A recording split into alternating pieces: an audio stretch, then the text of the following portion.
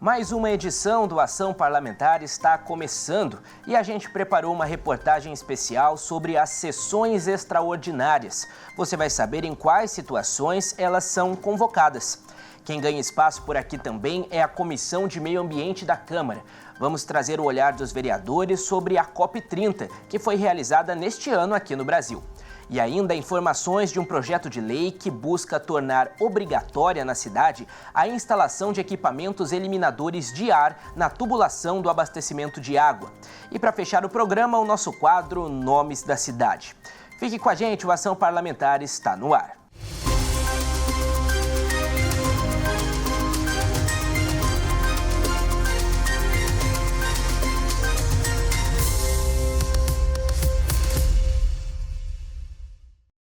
As sessões extraordinárias são aquelas convocadas fora do dia e horário de sua rotina regular, geralmente para discutir e votar matérias urgentes ou de interesse público relevante. Diferente das sessões ordinárias que seguem um calendário pré-estabelecido, as extraordinárias ocorrem conforme a necessidade. Aqui na Câmara de São José, as sessões ordinárias acontecem sempre às terças e quintas-feiras. Isso está previsto no regimento interno da Casa. Mas não são só nesses dias que uma sessão pode acontecer. Existem também as sessões extraordinárias, que são aquelas convocadas fora desse calendário, geralmente para debater um projeto ou assuntos de relevância social em caráter de urgência. A diferença, normalmente, é o objeto que vai ser votado, tá? Na sessão ordinária, quando é montado o calendário, ele precisa ali cogitar todas as situações que vão envolver a administração e a gestão daquele mandato. A sessão extraordinária, ela trata de pontos específicos. Então, quando há uma convocação para uma sessão ordinária, não é que vai ter mais relevância ou menos, mas ela precisa votar especificamente as questões que são urgentes ou de relevância social propriamente dita. Como explica o advogado especialista em direito público, as sessões ordinárias têm pauta ampla e as extraordinárias não podem tratar de assuntos que não sejam da sua convocação. E quem define se há relevância e motivo para a realização de uma sessão extraordinária são os próprios vereadores. Numa sessão ordinária, a pauta ela é aberta. Pode ser apresentado ali diversos projetos, por exemplo, votação de nome de rua, nome de praça e questões que são cotidianas, rotineiras. A sessão extraordinária, ela traz uma pauta específica, exclusiva. Então, quando há uma convocação, é necessário que a pauta ela já determine o que será votado. Precisa ser justificado, não pode simplesmente chegar e já convocar. Essa pauta ela precisa ser analisada previamente, justificar a relevância dessa convocação e só pode votar aquilo que consta na pauta. Entre os assuntos que motivam a convocação de uma sessão estão a abertura de créditos adicionais ao orçamento, autorizações para contratações emergenciais, modificações tributárias com efeitos imediatos e ações voltadas ao enfrentamento de calamidade pública. Não há limite máximo e nem número mínimo de sessões extraordinárias a serem realizados em uma legislatura. Em 2025, 7 sessões extraordinárias foram convocadas, a maior parte delas para a votação de projetos importantes, como a concessão do gatilho para os servidores públicos, a reestruturação da Secretaria de Gestão Administrativa e Finanças e a análise de mudanças no IPTU e na taxa de lixo. A comunicação sobre a convocação pode ser feita aos vereadores durante a sessão ou fora dela, mas quando fora, deve ser efetuada de forma pessoal e por escrito, respeitando o prazo de no mínimo 24 horas antes dela ser realizada. As comissões permanentes, elas fazem uma análise prévia dessa relevância, dessa urgência, dessa questão de urgência, e a própria mesa diretora, a própria mesa presidente, é que determina ali se vai ser colocado em pauta ou não. As sessões extraordinárias são fundamentais para o bom funcionamento do Poder Legislativo. É papel dos vereadores discutirem e debaterem sobre assuntos que sejam de interesse da população. E se a população tem urgência por respostas, os parlamentares também se preocupam em políticas públicas rápidas e eficientes. A administração pública, de um modo geral, ela é regida por 2 princípios basilares que são previstos lá no artigo 37 da Constituição. Tá? São eles o princípio da eficiência e o princípio da legalidade. até mesmo da celeridade que envolve ali, tá? Então, o princípio da eficiência, ele já torna obrigatória ali a apreciação, um trabalho de governança do ente público para fins de atender à necessidade da população. Então, ela pode ser convocada justamente para atender de forma mais urgente aquilo que a população precisa realmente de um atendimento e não pode esperar aí uma sessão ordinária. Neste ano, o Brasil recebeu a COP30, importante evento que reuniu líderes mundiais, cientistas e representantes da sociedade civil para negociar e buscar soluções para a crise climática, com a transição energética como tema central. Inclusive, tivemos vereadores de São José representando a Câmara na convenção. E aqui na cidade, nós fomos conversar com parlamentares da Comissão de Meio Ambiente para saber qual foi a visão deles sobre a COP30. No mês de novembro, Belém, no Pará, se tornou a capital do Brasil do ponto de vista ambiental.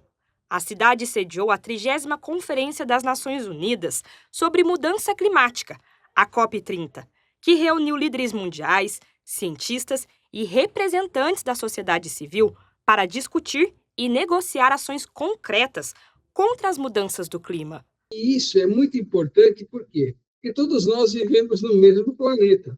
Então, tem que ter um consenso para que se busque sempre o melhor. Tá, muitas vezes não se consegue, mas sempre alguma coisa acaba acontecendo em prol desse benefício global, né?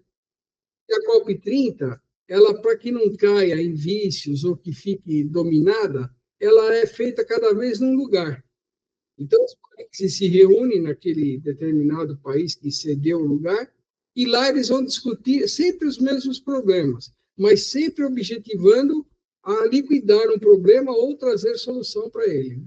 Após 2 semanas de negociações, a COP30 terminou com a aprovação de 29 decisões por consenso entre 195 países. Entre elas está o Pacote de Belém, que reúne metas e mecanismos para acelerar a adaptação climática. O pacote cria indicadores mais claros e orienta como cada país deve transformar compromissos globais em ações concretas. O Pacote de Belém ele prevê o desmatamento, a redução, porque o foco é diminuir aquele 1,5 grau de temperatura mundial. Então, esse projeto ele prevê pegar tudo aquilo que era da COP de Paris e reativar para agora brigar. E ele conseguiu, a triplicar a forma de arrecadar dinheiro, ele conseguiu também ajustar que os países se comprometam um pouco mais em cumprir o que está lá. Segundo este doutor em Direito Internacional, a conferência avançou em temas importantes. No entanto, pontos sensíveis continuaram sem solução, como o debate sobre combustíveis fósseis, que enfrentou resistência e não entrou no texto final da conferência. O que acontece no fim é que isso é deixado de lado, muito pelo momento geopolítico que a gente vive, né? Os países tentando garantir cada vez mais a sua autossuficiência, preocupados, né, com a sua soberania, inclusive energética. Então, acaba acontecendo um pouco esse efeito, que é um efeito negativo, no sentido de que os combustíveis fósseis, que parecia que ia ser um assunto muito tratado, falou-se no mapa do caminho, alguns países apostaram nisso, mas, de fato, ele foi negligenciado. Após o impasse sobre combustíveis fósseis, a COP30 mostrou diferenças em relação à COP29, que havia focado quase exclusivamente no financiamento. Em Belém, as negociações avançaram para transformar as ações climáticas em prática. Segundo especialistas, os novos acordos têm potencial para impactar diretamente os países e orientar a implementação de políticas ambientais. Você tem que acionar diversos atores. É o eleitor, é o consumidor, é o político, é a própria empresa, o empresário. Todos eles têm que ser acionados e esse ciclo tem que funcionar para que você possa chegar a uma solução para a mudança climática. Sem esse movimento coletivo, nada vai acontecer. Na COP30, os países discutiram como conseguir mais recursos, como se preparar para os efeitos do clima e como proteger oceanos, florestas e as pessoas que tanto sofrem com as mudanças climáticas. Agora, o grande desafio é tirar tudo isso do papel e colocar em prática nas cidades. Muito importante porque estar no local onde as discussões dos países mais envolvidos com a questão climática, estar presente lá, conversar com ambientalistas do mundo inteiro, isso traz para a gente um repertório que é muito importante, porque a ideia não é apenas ir, a ideia é ir e voltar trazendo sugestões, trazendo boas ideias, boas possibilidades, e tudo isso já está sendo, inclusive. Nós apresentamos um projeto em São José dos Campos, que foi respaldado também na COP30, que se chama a adaptação climática das escolas públicas das cidades. As temperaturas estão subindo muito, e as pesquisas mais recentes dizem que quando passa de 26 graus centígrados, as crianças passam a ter certo prejuízo no aprendizado das lições. Por quê? Porque o cérebro passa a tomar conta de preservação do corpo. Fica muito difícil a criança fazer as duas coisas. De maneira que, ao apresentarmos esse projeto em parceria com outros vereadores, outros parlamentares, nós estamos contribuindo para que o Brasil inteiro tenha um movimento de preservação do meio ambiente que seja coerente, que seja maduro, que seja objetivo, direto. A vereadora Amélia Naomi, que também participou da COP30, usou o período do pinga-fogo para destacar a atuação da Câmara de São José no evento. A parlamentar levou para a conferência propostas de preservação ambiental e combate às mudanças climáticas para o Vale do Paraíba. Eu e o vereador Pascucci e a Renata, do Instituto Celso Horta, do DIESE, levamos à equipe do Ministério do Meio Ambiente, na COP30, a proposta de preservação e as ações de combate às mudanças climáticas para a região do Vale do Paraíba. Foram muitos debates, diálogos com especialistas, universidade, movimentos sociais, ambientalistas, que acreditam que ainda é possível reverter os danos climáticos e proteger nossas cidades, que já enfrentam calor extremo, enchentes e mudanças cada vez mais intensas. Segundo Amélia, a COP30 mostrou ao mundo a força do Brasil e da Amazônia. Ela volta a São José com a esperança de ampliar o debate sobre a sustentabilidade e preservação ambiental. Debate sobre mitigação, transição energética e a justiça climática ganharam ainda mais profundidade com a soberania dos povos indígenas e pela energia transformadora da juventude. Sair de lá sentindo esta mobilização viva é ter esperança e acreditar que podemos construir um futuro mais seguro e sustentável. Com foco no futuro, os vereadores de São José avançaram em propostas que reforçam a agenda ambiental. Os parlamentares aprovaram um projeto que moderniza o Fundo de Serviços Ecossistêmicos e amplia investimentos em ações climáticas, reforçando o que o vereador Carlos Abranches destacou na COP, a importância de ampliar a prevenção e fortalecer políticas locais.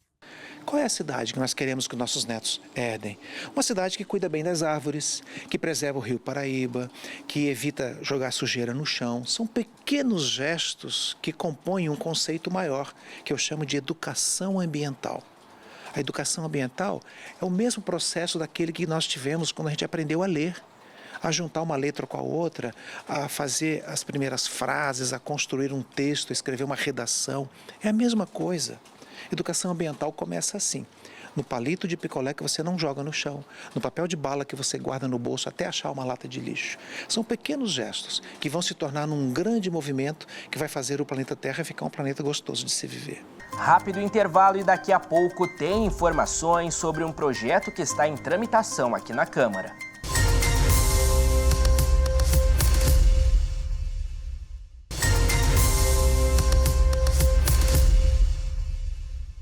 A gente está de volta aí com informações importantes sobre um projeto de lei que está em tramitação na Câmara e busca instituir na cidade a instalação obrigatória de equipamento eliminador de ar na tubulação do sistema de abastecimento de água no município.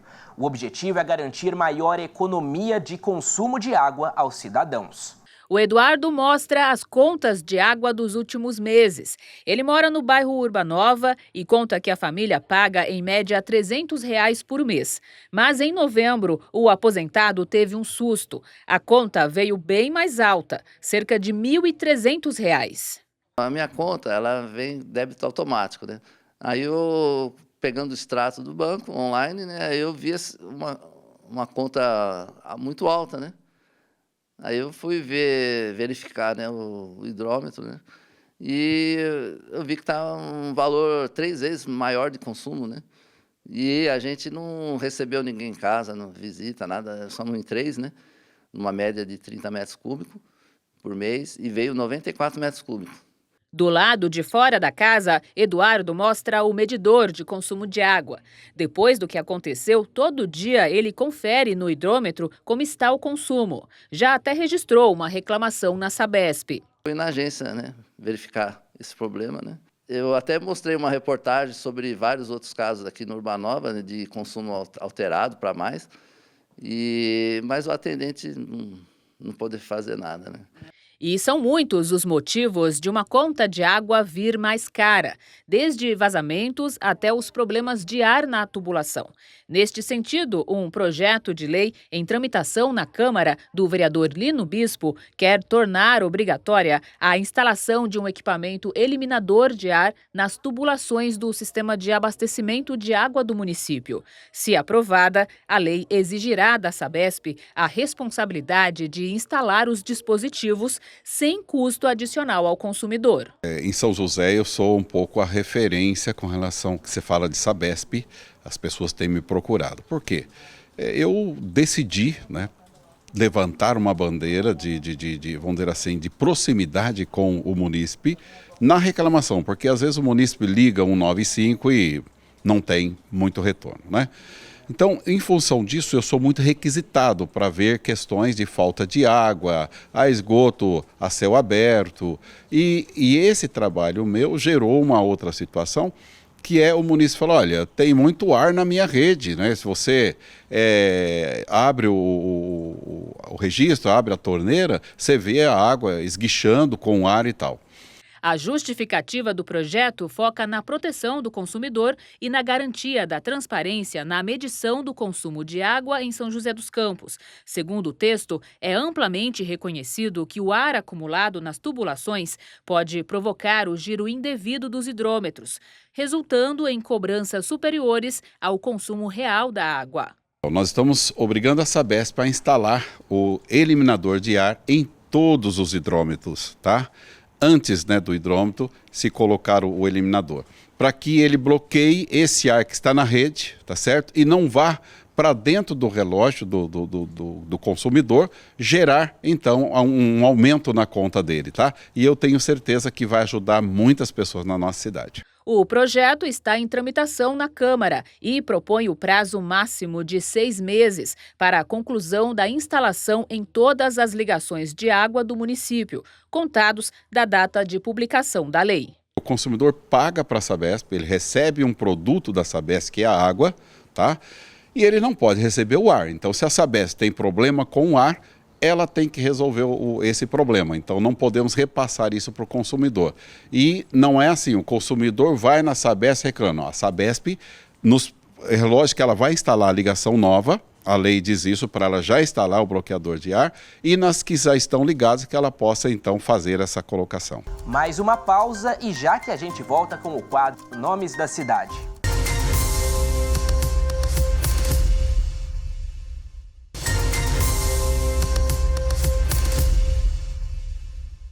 Chegou a hora daquele nosso quadro que relembra a história de pessoas importantes para São José dos Campos, que batizaram ruas, parques ou praças do município. É hora do quadro Nomes da Cidade.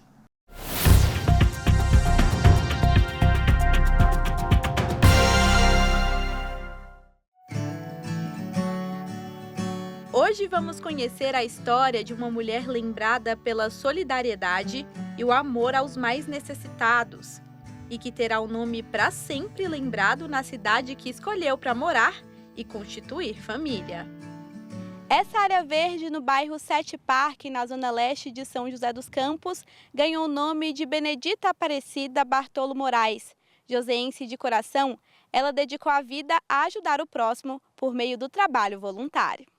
Ela se resume em uma ajuda ao próximo, sem medir esforços. A ideia da homenagem partiu de um projeto de lei do vereador Rogério da Cazem. Amigos de longa data, eles se conheceram durante o trabalho desenvolvido na Cazem, Associação Casa de Amparo Social Emanuel, na Zona Leste, região que Benedita morou por toda a vida.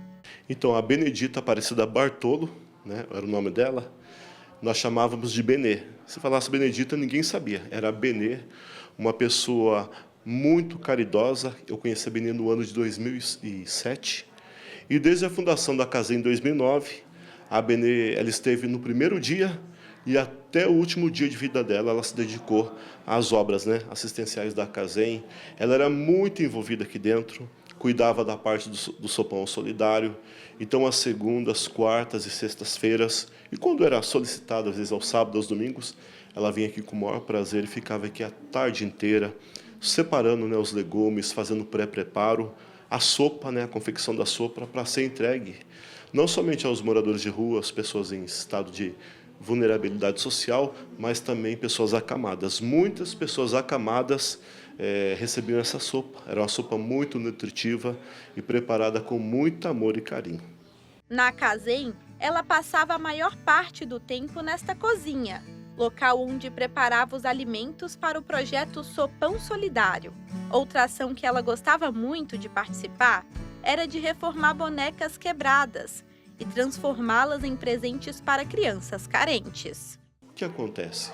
No Varal Solidário, onde as pessoas fazem doações de roupas e calçados, o projeto recebia também brinquedos, como, por exemplo, aqui ao lado, né, nós temos aqui uma boneca, ó, nos moldes do que está aqui. Essa não foi a Benê que fez, foi outra voluntária. Mas a Benê tinha o maior carinho de arrecadar esses brinquedos, lavar, né, deixar eles preparados para que outras voluntárias fizessem a arrumação do cabelo das bonecas, fizessem roupas novas para que fossem entregues no mês de outubro, no Natal.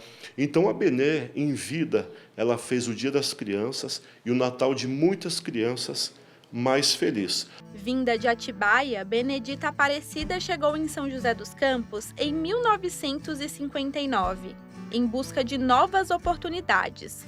Aqui, ficou e fez grandes amigos, que lembram com saudade da pessoa bondosa que foi. A Benê era uma pessoa assim, que eu vejo que ela era muito prestativa, ela vivia em função de ajudar alguém. Ela sempre estava pronta a ajudar alguém.